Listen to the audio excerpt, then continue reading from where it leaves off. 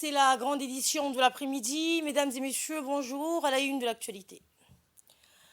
Le ministère du Budget a organisé ce matin un atelier de réflexion sur la restitution d'un rapport rédigé pour optimiser le fonctionnement de ce département ministériel en vue d'une éminente réforme. Et après l'Argentine et le Chili, Olaf Scholz est arrivé au Brésil hier pour conclure sa tournée latino-américaine. Le chancelier allemand a annoncé une aide de 200 millions d'euros pour des projets environnementaux.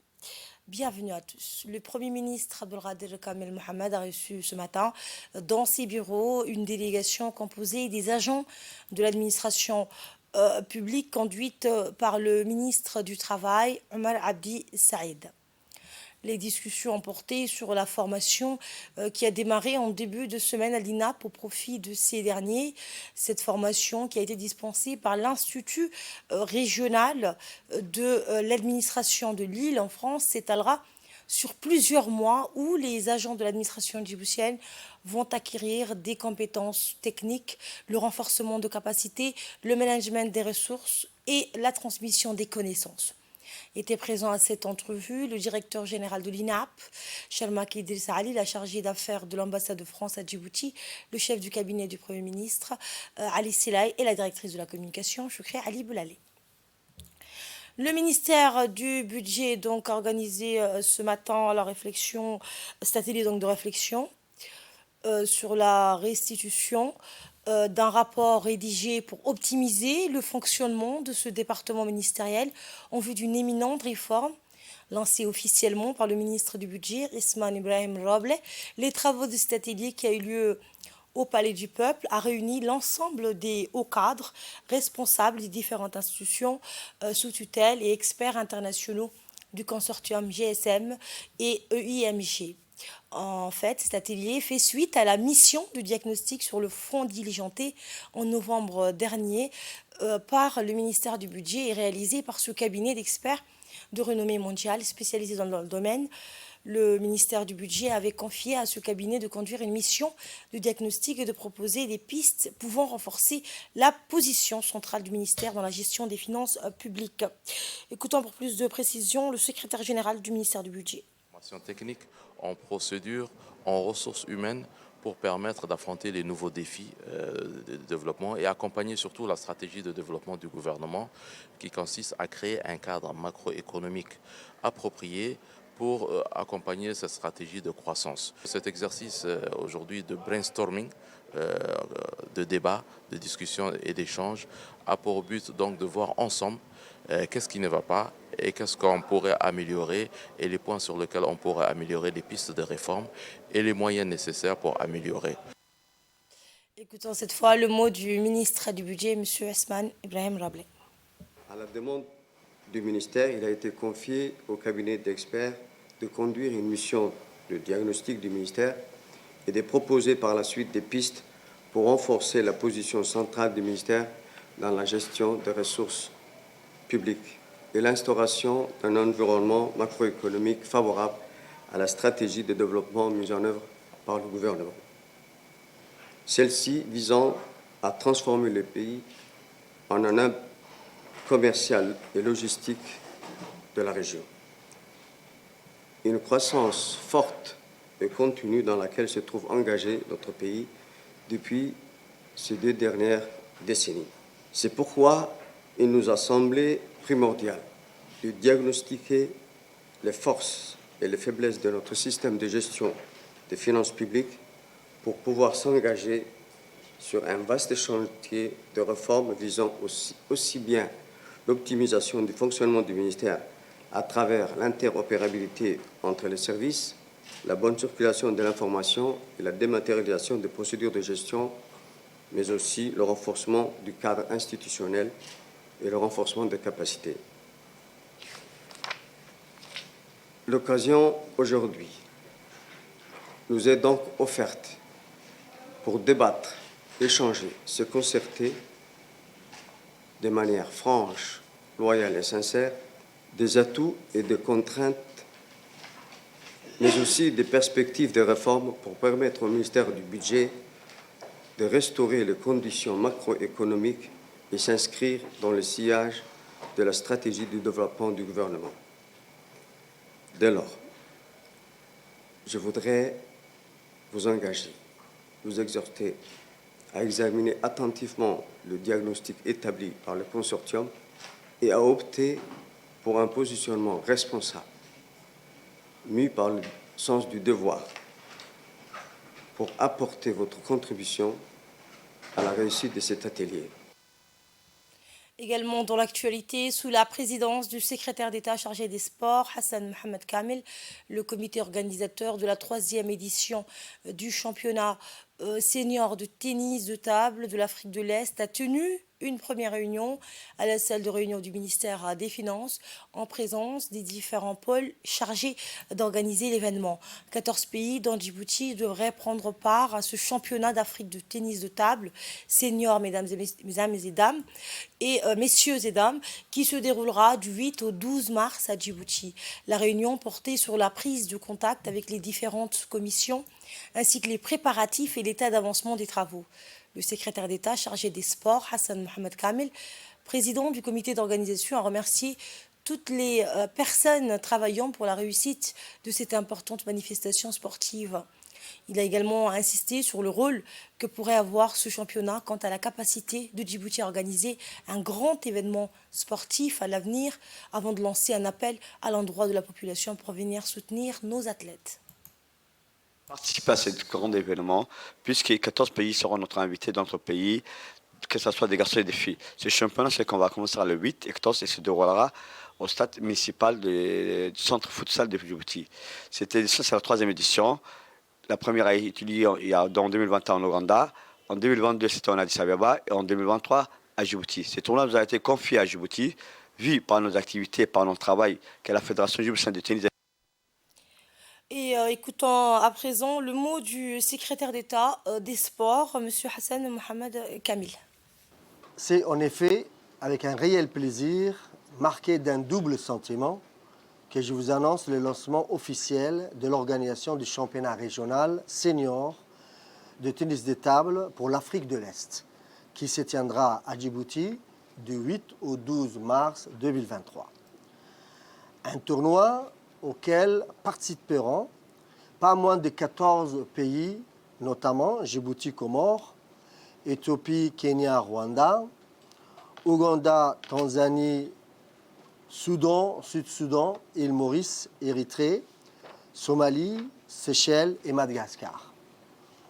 Sentiment de satisfaction d'abord, notre pays a été désigné en tant que hôte de la 3e édition du championnat régional. Ceci prouve encore une fois que notre pays est capable d'organiser n'importe quelle manifestation sportive de grande envergure. Le second sentiment que j'éprouve, c'est la forte conscience du grand défi à relever pour réussir dans 1 mois et demi ce tournoi. C'est en effet un réel challenge qui exige de toutes les parties prenantes abnégation et sacrifice pour faire de cette 3e édition un modèle d'organisation et de réussite. J'ai fait appel donc à la population djiboutienne pour soutenir nos athlètes locaux et faire de cet événement un succès. Ces Jeux sont aussi une célébration de la jeunesse et d'une belle opportunité pour elle de montrer aux pays de la région son potentiel. Nous espérons que vous serez nombreux à venir assister aux compétitions et à célébrer l'esprit sportif. Nous voulons créer une ambiance de ferveur et de passion pour les sportifs que nous espérons que vous serez des acteurs actifs de cette belle aventure. Merci de votre concours et surtout merci d'avance pour les efforts que vous consentirez encore afin que la 3e édition du championnat senior de tennis de table soit Autre événement sportif, cette fois c'est le CDC de Damerjog en collaboration avec l'association de l'Union des jeunes de la localité qui a organisé un tournoi de pétanque qui a débuté depuis le mois de décembre 2022. Ce tournoi a mis en lice 12 équipes issues de la sous-préfecture de Damerjog. C'est donc dans l'après-midi d'hier que s'est déroulée la finale en présence des hautes autorités de la région, à savoir le sous-préfet Abdi Shakib Nour, la vice-présidente du conseil régional d'Arta, Filsan Elmi, le directeur des régions du ministère de la Jeunesse et de la Culture, Suleiman Hamad Abdi, et le directeur de l'insertion économique des jeunes, Ismaël Ousmane Ahmed. Les joueurs des équipes finalistes ont démontré d'une manière assez relevée, leur savoir technique, tactique en matière de pétanque. Et enfin, le match s'est terminé par la remise des médailles et des trophées. Les responsables de la région et les personnalités présentes se sont exprimées à tour de rôle. Ils ont unanimement rendu hommage à la ministre de la Jeunesse et de la Culture, Dr Hibo Momin Assoui, pour toutes les actions entreprises en faveur des habitants de Damerjog.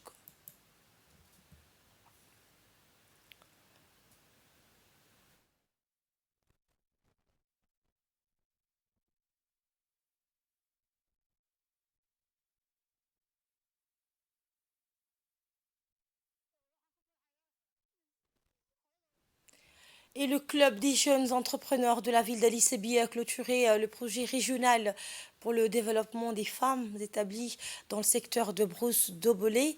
Les membres de cette junte féminine ont bénéficié d'une formation de renforcement de leurs capacités sur les techniques de plantation de l'agriculture maraîchère et des arbres fruitiers. Cette formation préliminaire sur les techniques de l'agriculture données par le célèbre agriculteur de Assamo, Daher Opsi, a été prodiguée durant 3 mois par les membres du club des jeunes entrepreneurs de la ville d'Ali Sebiye. Ce projet s'inscrit dans le cadre d'un programme ambitieux de financement des projets de développement sociaux émanant ou proposés par les groupements civils féminins.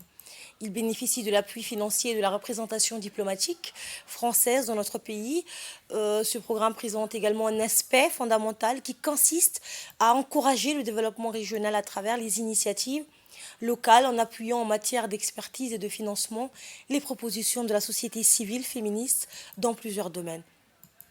Comme il y a plus de femmes que des hommes dans le monde et qu'ils n'ont pas toujours les mêmes opportunités que les hommes, il est pragmatique qu'elles aient des meilleures possibilités d'intégration sociale.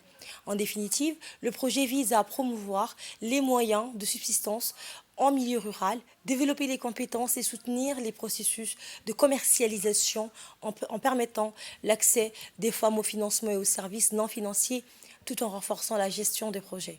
La mise en œuvre de ce projet d'autonomisation des femmes, quelques 46 femmes ont bénéficié de la formation sur l'agriculture. À Obok, cette fois, où s'est tenu un atelier de lancement des activités du projet de préparation des plans détaillés d'aménagement pour les zones d'extension pour l'habitat et les plans de restructuration et réalignement des quartiers précaires de la ville au conseil régional d'Obok pour lancer donc ces activités. Ce projet est financé par l'agence djiboutienne de développement social à travers le projet Parisé la Banque africaine de développement est piloté par le ministère de la Ville, de l'Urbanisme et de l'Habitat. La réunion a été présidée par le préfet et le président du conseil régional et a vu la participation des représentants du conseil régional, de la préfecture, de l'agence de réhabilitation urbaine et du logement social, des services déconcentrés et de la société civile. L'équipe des consultants d'une société italienne Keos, un cabinet international spécialisé dans la planification et l'urbanisme, piloté par le chef de mission, Raphaël Gorjux, a donc introduit les intervenants aux objectifs et à l'approche technique du projet. Et par la suite, l'équipe des consultants a animé une discussion élargie portant sur les problématiques de la ville et les attentes de la population face aux défis du développement durable. À cet effet, les échanges ont été fructueux. À l'écoute. Donc, je compte même sur votre soutien pour animer une séance de travail qui soit efficace et dans laquelle tous les acteurs locaux, à partir de services déconcentrés, mais également la société civile, puissent nous aider à mieux comprendre quels sont les besoins de la ville pour produire des plans qui soient efficaces pour le développement futur. Merci. On est là aujourd'hui au nom du ministère de la Ville, de l'Urbanisme et de l'Habitat sur l'étude de l'élaboration des plans détaillés de l'aménagement du territoire. Bien sûr, aujourd'hui, on est à la ville de Bok. On commence le lancement de l'étude portant l'élaboration des plans détaillés d'aménagement urbain des chefs-lieux, notamment ici on est au Bok. Et après l'Argentine et le Chili, Olaf Scholz est arrivé au Brésil hier pour conclure sa tournée latino-américaine. Le chancelier allemand a annoncé une aide de 200 millions d'euros pour des projets environnementaux. 35 millions d'euros seront versés au fonds Amazonie après son gel en 2019 lors de l'arrivée au pouvoir de climato-sceptique de Jair Bolsonaro. Nous avons un grand objectif en commun qui est de faire progresser la protection du climat, de protéger la forêt amazonienne, et cela n'est possible que par la coopération, a expliqué le chancelier allemand. Et le FMI qui améliore ses prévisions économiques pour la zone euro, la perspective d'une récession dans la zone euro s'éloigne. Le Fonds monétaire européen, la zone euro devrait donc désormais connaître une croissance de 0,7% cette année, contre 0,5% dans les prévisions précédentes et de 1,6% en 2024. L'Allemagne, moteur industriel du continent européen, connaîtra une croissance de seulement 0,1%, une performance timide, mais une augmentation considérable par rapport au moins 0,3% estimé en octobre. La France, elle, connaîtra une croissance de 0,7%, tandis que l'Italie affichera un taux de 0,6% en 2023. Voilà qui met fin à cette présente édition. Je vous retrouve à 22 h pour la dernière édition du soir. Merci de votre fidélité et bon après-midi à tous.